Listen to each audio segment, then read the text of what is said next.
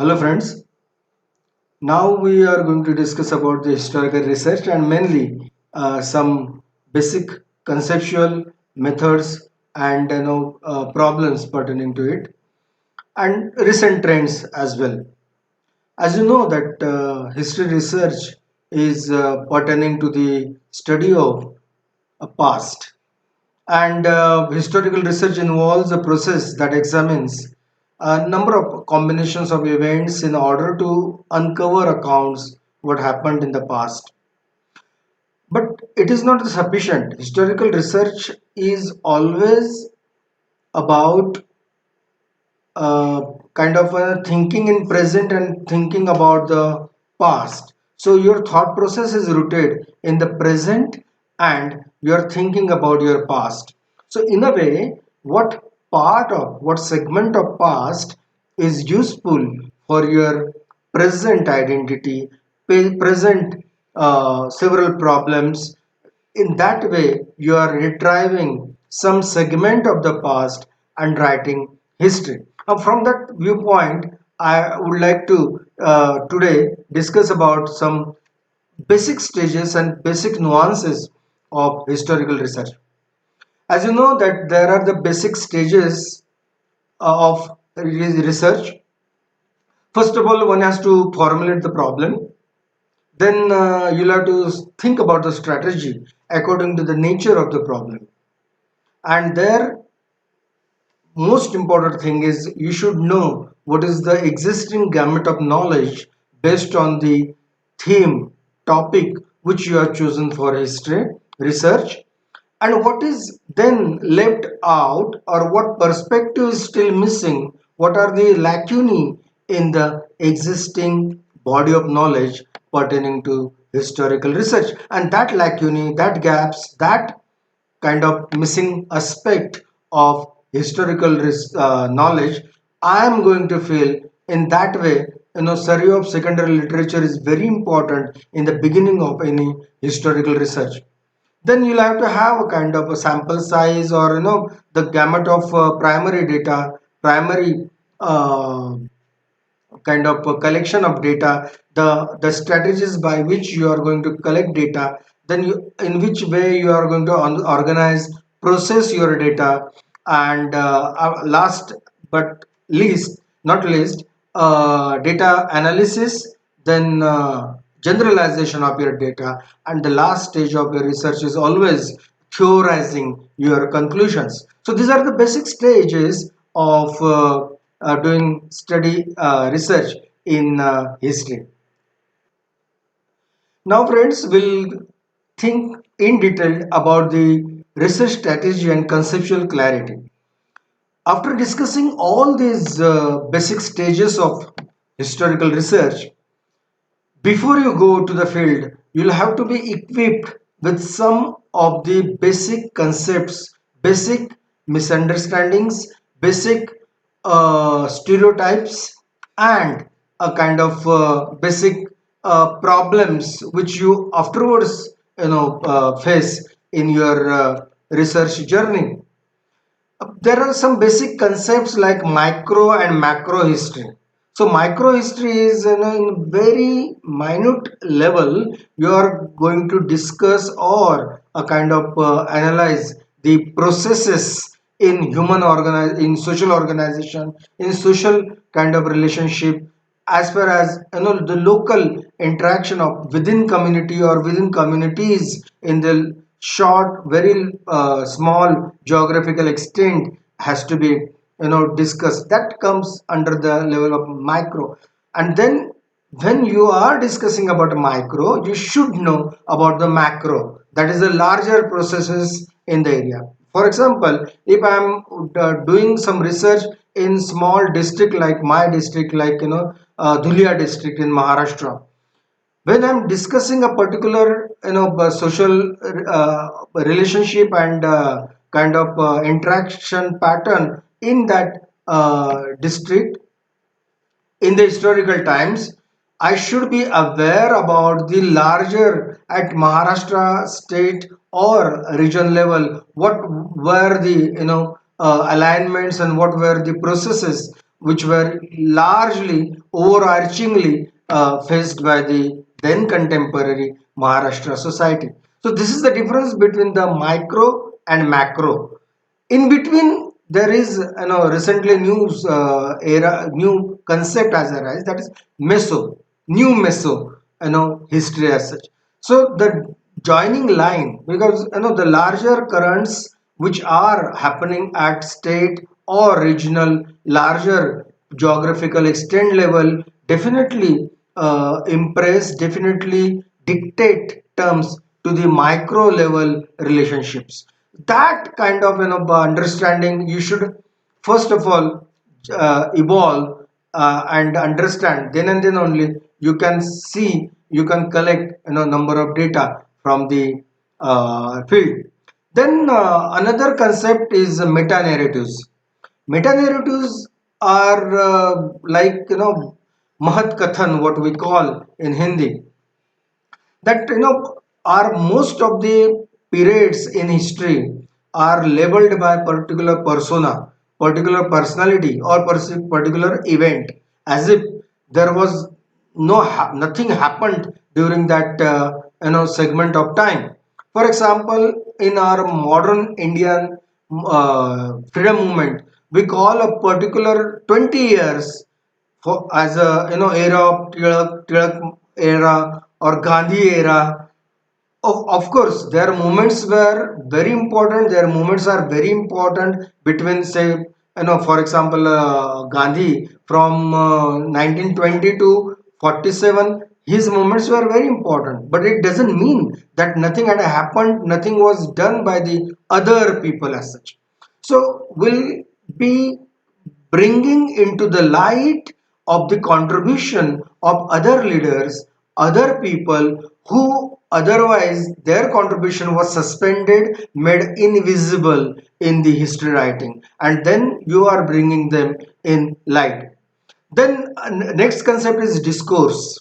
Discourse is the larger kind of ideological opinion which was spread and shared and distributed amongst the scholars, and that particular discourse you'll have to understand accordingly, to the period wise. That discourse vary from period to period, persona to persona, and ideology to ideology, what to magnify, whose contribution was to is to magnify, whose contribution is to minimize. All these power relations in the history writing has to be okay understood before you go to the field.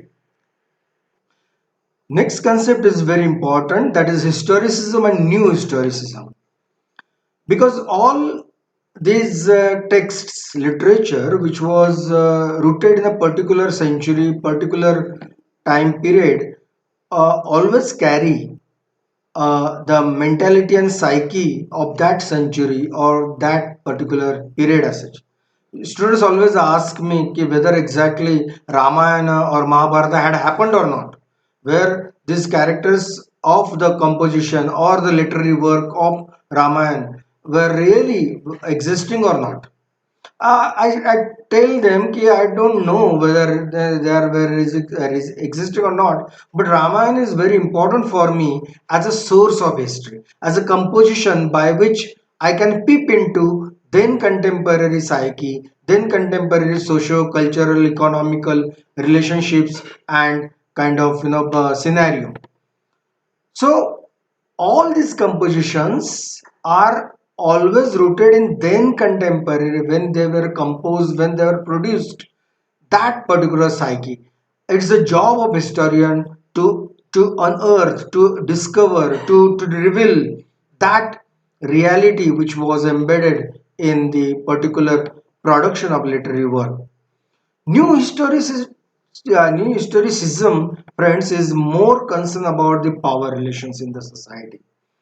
There are a lot of constellations of power relations which are spread in the society, and at the at the time of collecting data, each research scholar should be ready to draw sociometry according to the distribution of power in the community or on the particular group on which his or her research is based.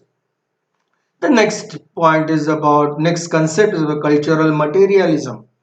Friends, cultural materialism is also important thing because it is mainly deriving from Antonio Gramsci that whatever we think, whatever in our mind we think from our subconsciousness level, the all these thoughts and reactions and kind of symbols are been deposited due to our culture, due to our kind of in which society we have been rooted into. So psyche, ideology, education, consumption pattern, then what attire you use, education which we get, all these things matter, and these things get symbolically manifest through your opinion, through your kind of ideological inclination. So all these things you'll have to be very considerate about when you are going to field. Then next are the power relations in the society about which I already spoke. Then monolithic categories and subcategories. You when you want to do maximum research and going very close to the then contemporary reality, you will have to be making in habit of number of categories, social categories, and sub categories as such. And more categories you make according to the different experiential gamut which these categories conduct. Friends, more and more closer to the reality you go. I'll give some example. For example, if you consider woman as a monolithic category, friends, all women look the same. But further down, if you go to the level of sub category, you will go more and more closer to their experiential level. If women, they are distributed in their number of castes, number of class. So each class have a different gamut of experiences. Then those women who stay in rural area or urban area or rural urban area in between, they have different experiences. So bottom line is maximum categories and subcategories you make, you will go more and more closer to the reality. And you'll have to, it's a job of the research scholar to go closer and closer to the reality. There are varied realities, but at the end of the research you'll have to take some or the other stand from a particular identity, and that identity's viewpoint, that reality you'll have to nurture and bring into the floodlight. Then contextualization, that I spoke a little bit earlier, that when I'm speaking about a particular moment in a particular small town, that time I should know what was going on at the national level, what was going on at the that larger regional level. These all currents and counter currents always make serious impact on the local kind of movements. They number of times they refute and reject particular symbols which were already taken by the larger national movements, but opposed by the local regional movements. So these small intricate uh, understandings one has to improve. Then periodization, your periodization shouldn't be mainstream periodization, like as I told you, ancient, medieval, modern, then modern, kind of pre-congress times, and Gandhi era, Tilak era, after independence. That kind of mainstream periodization shouldn't work. It doesn't work in your research.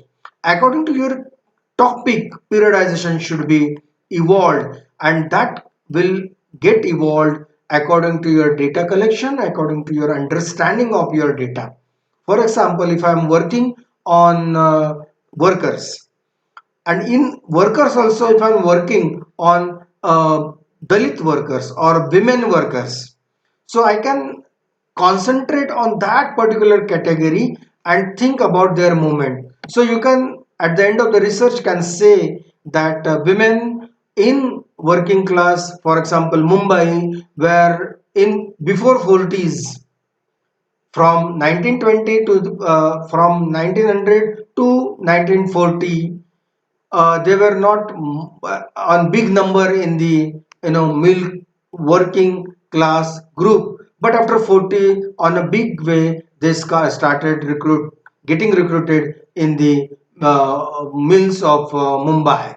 So that periodization 40 is the breaking point or the departure point that my data will tell me, that periodization exclusively based on the data which I collect. Last concept I would like to tell you about the mentalities, the creating and reproducing social identity. Friends, we are always having habit, and that is but natural.